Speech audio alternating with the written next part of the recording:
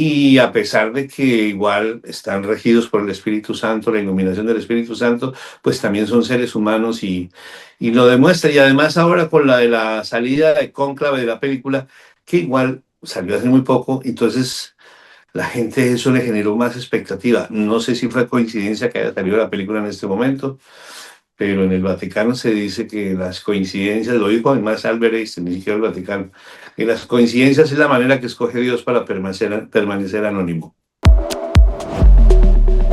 Un saludo muy especial para todos nuestros amigos y seguidores de quienique.com. Soy David Palencia y como siempre les doy la bienvenida a este espacio digital.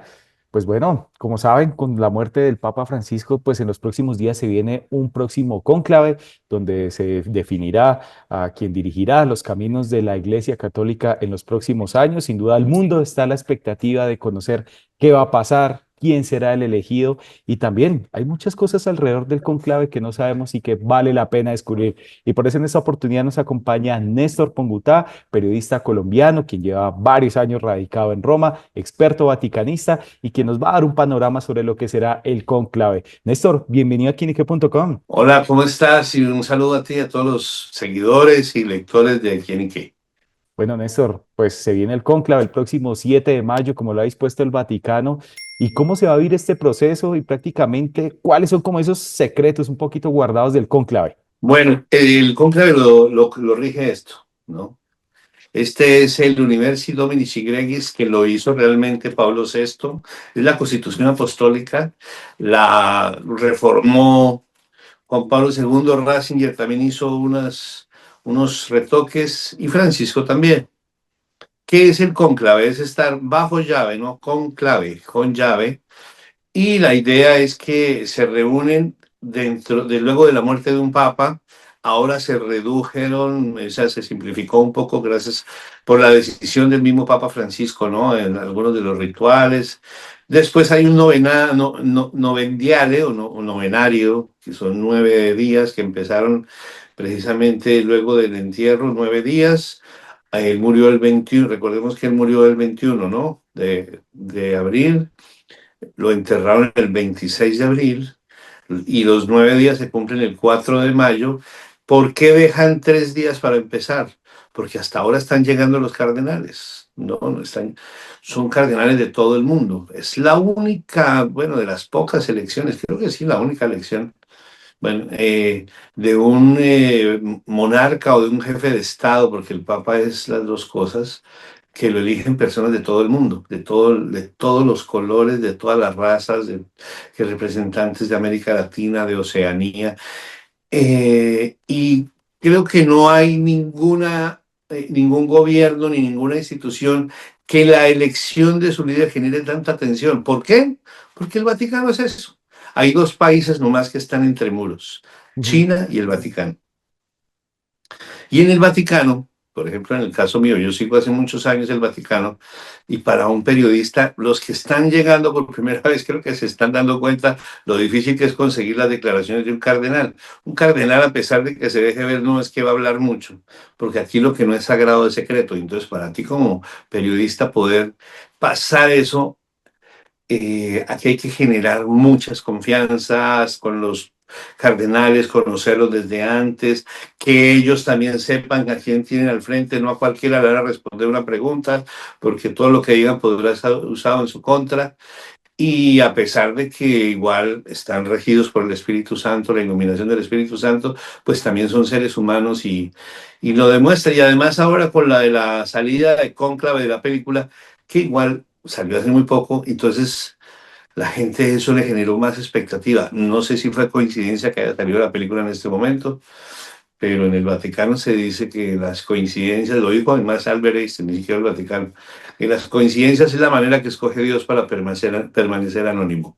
Total, sin duda este conclave, bueno, va a ser fundamental porque obviamente acaba de fallecer el Papa Francisco, me atrevo a decirlo, de pronto Néstor también me ayudará a reafirmar lo que voy a decir, pero pues es como un papa que fue muy influyente, un papa que de pronto es uno de los papas más importantes en la historia moderna y que sin duda deja un legado muy importante, pero más allá también de eso, Néstor.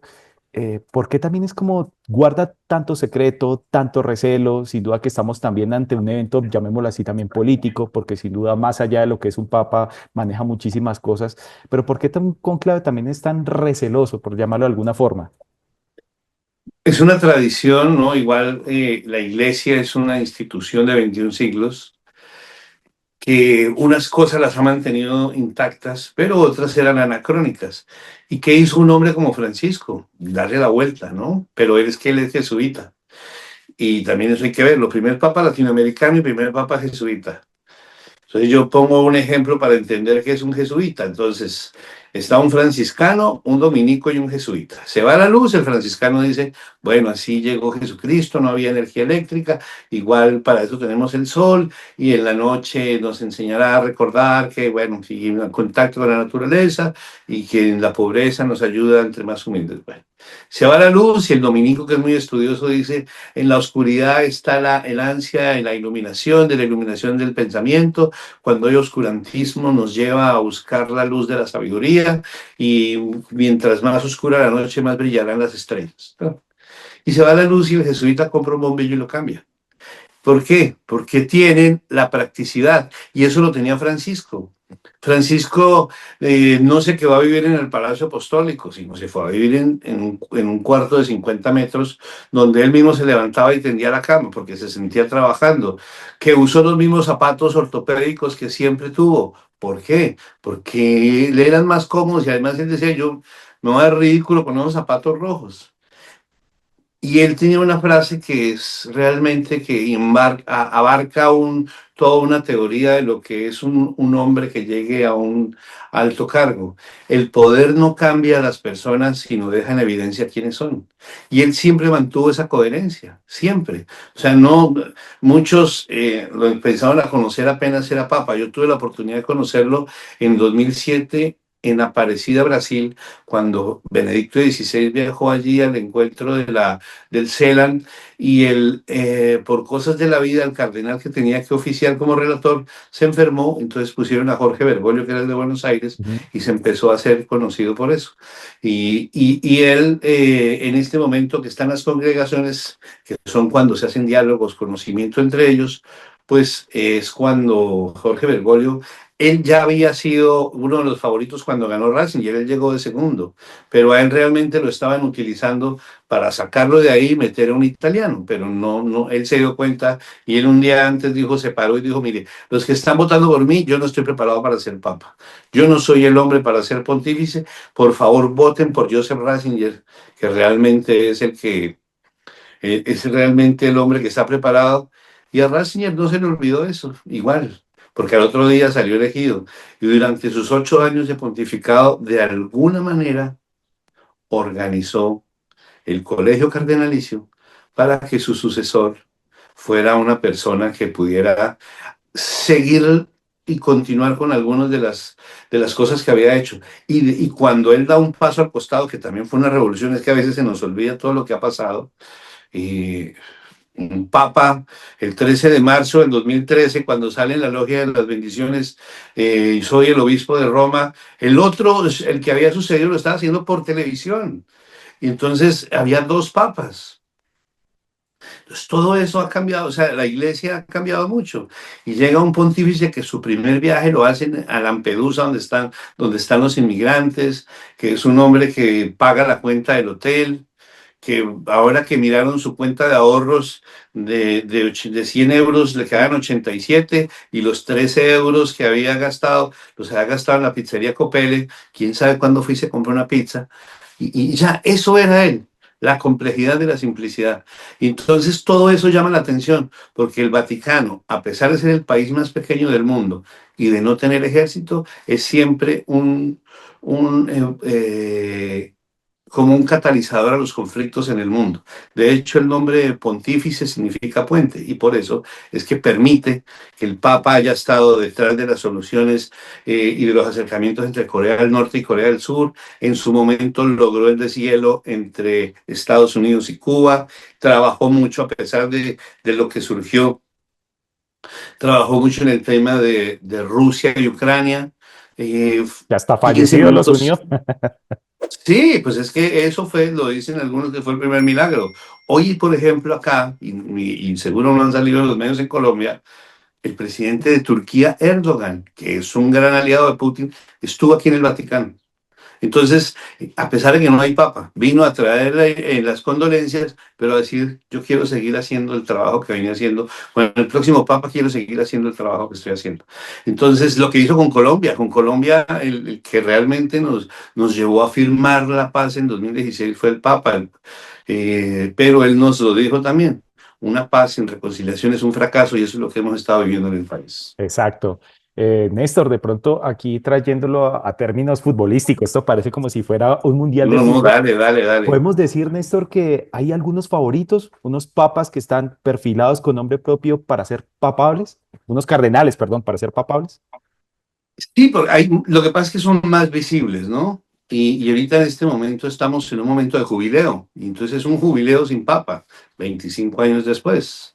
Entonces dicen que también hay un afán para nombrar papa, pero el cónclave es relativo también. Y ellos, el reloj del Vaticano corre diferente a los otros relojes. Los tiempos son lo que tenga que hacerse y se hace. No recuerdo en qué siglo, pero después lo buscarás ahí. Googlealo, un cónclave en Viterbo, que ni siquiera fue en el Vaticano, Viterbo, que es aquí en Roma, duró 3 años. Wow. Claro, aquí no va a durar todo eso. Pero sí es que hay muchos cardenales que no se conocen. Entonces, cuando no se conocen, dicen, bueno, listo, vamos a entrar y vamos a elegir a alguien rápido. Entonces, suena mucho el cardenal Pietro Parolin, porque es el secretario de Estado, que todos los lo conocen. Suena mucho también el cardenal Tagle, que viene de Asia, dice, no, porque es el momento de Asia. Suena mucho el cardenal Peter Erdo, que es como un hombre de centro derecha, y dice, bueno, que es un gran experto en doctrina. Hay unas cosas en la doctrina que hay que reforzar. De Latinoamérica, no, la verdad no suena ninguno. Suena un cardenal de Corea del Sur, suena un cardenal africano, suena un cardenal italiano. Italia después de 48 años le gustaría volver, 97 años le gustaría volver al poder del Vaticano, en fin, pero eso es relativo. Pero hay muchos que entre ellos no se conocen. Hay, por ejemplo, el cardenal de Ucrania que tiene 45 años, muy joven. Hay un cardenal que muchos cardenales eran sacerdotes y Francisco los nombró de una vez cardenales. Entonces, hay uno que viene de Nueva Zelanda y que todavía no ha llegado porque tiene que tomar 3 aviones en diferentes fechas para poder llegar a Roma. Entonces, por eso todo eso va a ser cuando se encuentran, ¿qué hubo? ¿Cómo te llamas? Hola, ¿y tú de dónde vienes? Hay patriarcas de la Iglesia de Oriente que reconocen la autoridad del Papa y son cardenales. El patriarca de, por ejemplo, el greco-católico, son esos que tú ves a veces de Sí, barbas blancas y vestidos de negro. Tú dices, ¿y estos qué hacen ahí metidos infiltrados? No, ellos también son iglesias cristianas católicas. Entonces, esto realmente es un universo maravilloso. claro. Bueno, Néstor, me imagino que muchos o el reto para el próximo papa y también lo que se percibe, lo que he tenido la oportunidad de ver en varios medios, y es que muchos quieren que sigan la línea de Francisco. ¿Cómo ve también esa expectativa, lo que usted ha visto también allá en Roma, Néstor? Pues yo creo lo que pasa es que de los 113 electores, 79, el 79% es elegido por Francisco. Los 133 electores, eran 135, se enfermó el de Bosnia y un español, entonces no viene, entonces son 133. Entonces se enfermó y entonces va a haber 133. Antes necesitaba lograr hasta 90 votos, ahora lo necesitan 89. Pero cuando Francisco salió elegido eran 115 y salió elegido con 92 votos. Todo es relativo. Todo depende de la fuerza que tome el candidato. Por lo general, que entra papa sale cardenal. No, en los favoritos, incluso hay unos que prefieren que no ni los nombren. Hay otros que se nota que están haciendo campaña.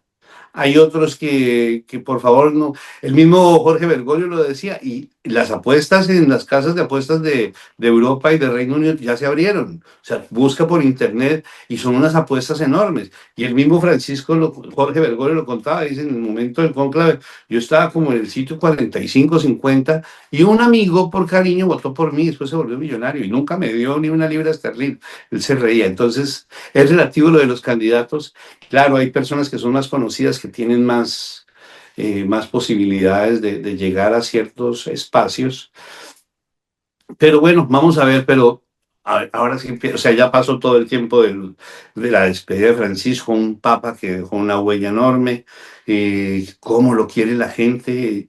Yo estuve en las exequias, 250.000 personas, pero más otras 150.000 mientras lo trasladaban a la otra iglesia, pero había gente de todos, o sea, sobre todo muchos jóvenes, personas de otras religiones, personas de todas las edades. A mí me llamaba la atención ver a las personas, habitantes de la calle, que les dieron las primeras sillas por instrucción de Francisco, dejó eso escrito. Entonces, eso es una manera de que él abrió la puerta a que los últimos sean los primeros. Y eso llamó la atención en la gente. Y eso acercó a mucha gente de nuevo a la Iglesia Católica que se había alejado. Entonces, esa gente es también lo que tienen que escuchar los que van allá adentro a votar. Y eso es como un llamado, que ese camino que ha recorrido Francisco, seguramente que llegue alguien que lo refuerce, que apure el paso o que haga más firme la llegada, en fin. Eso es. Entonces yo creo que va a seguir la línea por ahí. Néstor dice que sin duda esto del cónclave es relativo, pero ¿usted cree que de pronto por el Espíritu Santo, por la paloma blanca de la paz, mejor dicho, el cardenal Luis José Rueda, el colombiano, tendrá alguna de pronto alguna posibilidad para ser papable? Es que inclusive todo bautizado puede ser elegido papa. Cualquier bautizado puede ser elegido papa. Pero la verdad es que el cardenal Rueda, que es un gran hombre, que es un pastor también, él tiene una historia, él fue obrero de construcción y nadie lo sabe casi, y fue un hombre de una familia muy humilde y que en Bogotá trabaja con todo el banco de alimentos, que es un hombre muy él hubiera incluso preferido no tener Bogotá, sino tener una diócesis más pequeña, ahí le toca moverse, pero por eso el Papa lo nombró cardenal, porque vio en él que era lo que necesitaba Colombia en ese momento, ¿no? Después del cardenal Rubén Salazar, que ya venía de un estatus pues, más alto, y eso necesitaban como uno más pastor, y ahí fue donde llegó Luis José Rueda. Pero todos los cardenales colombianos han sido maravillosos, ¿no? Y Salazar le tocó, el cardenal Rubén Salazar, le tocó el cónclave de la elección de Francisco y apoyó y votó por Francisco, le tocó la visita a Colombia. Hubo dos cardenales famosísimos, Alfonso López Trujillo y Darío Castrillón, que estuvieron que estuvieron en la curia romana como ministros del Papa. Aquí hay un cardenal emérito, que es el cardenal Jorge Jiménez, que es el emérito de Cartagena, y la gente de pronto no recuerda que él estuvo secuestrado, y él era secretario de la Conferencia Episcopal Latinoamericana en el momento que lo secuestró, no me acuerdo, la FARC o el ELN, pero el Papa tuvo que ayudar para la liberación. Pero pues todo es incierto. Pues Bueno, imagínate, yo sería feliz que un papa colombiano facilitaría las cosas mucho. bueno, pues para cerrar, bien lo decía Néstor, que hablaba ahorita de la película Cónclave, ¿no? De pronto hay algunas Sí. similitudes, otras no. ¿Qué opina usted también bajo su experticia como vaticanista de esta película a la realidad? Bueno, ¿usted la vio? Claro que sí. Bueno, que fue fantástica, ¿no? Pero bueno, hay unos temas que no pueden ser reales, ¿no? Que era el tema, por ejemplo, del cardenal Impectore, que eso es una posibilidad que tiene un papa de nombrar a alguien que nadie sepa, que lo nombra en el pecho, Impectore. Pero si ese nombre no lo revela el Papa antes de morir, no puede estar en el colegio cardenalicio. Y ahí aparece ya después de muerto de este cardenal de origen mexicano. Entonces, eso sí, eso no es posible. Ya uno como vaticanista se va a poner muy estricto, no, yo me disfruté la película muchísimo. Otro tema, el tema de que hay un momento que él revela el secreto de confesión, ¿no? Cuando la monja le habla y le cuenta todo lo que está haciendo, pues revelar un secreto de confesión es, eh, es de excomunión, entonces no hubiera tenido que ser excomulgado el prefecto, entonces no. Pero yo la recomiendo porque muchas de las dinámicas de cómo funciona, de cómo viven, está muy bien recreado, muy bien hecha la película, y de hecho ahorita está disparada a la vista porque es esto. Pero de verdad les agradezco aquí y que igual seguramente nos hablaremos después, y espero que haya sido útil esta charla de poder compartir estas experiencias. Pues precisamente por eso agradecemos a Néstor Pongutá, periodista colombiano radicado ya en Roma, experto en el Vaticano, quien nos dio algunas de esas luces y secretos sobre lo que es el cónclave. A Néstor le damos las gracias y a ustedes, amigos, por estar siempre conectados con Quién y Qué, que es el placer de saber, ver y oír más. Vemos. Chao, chao.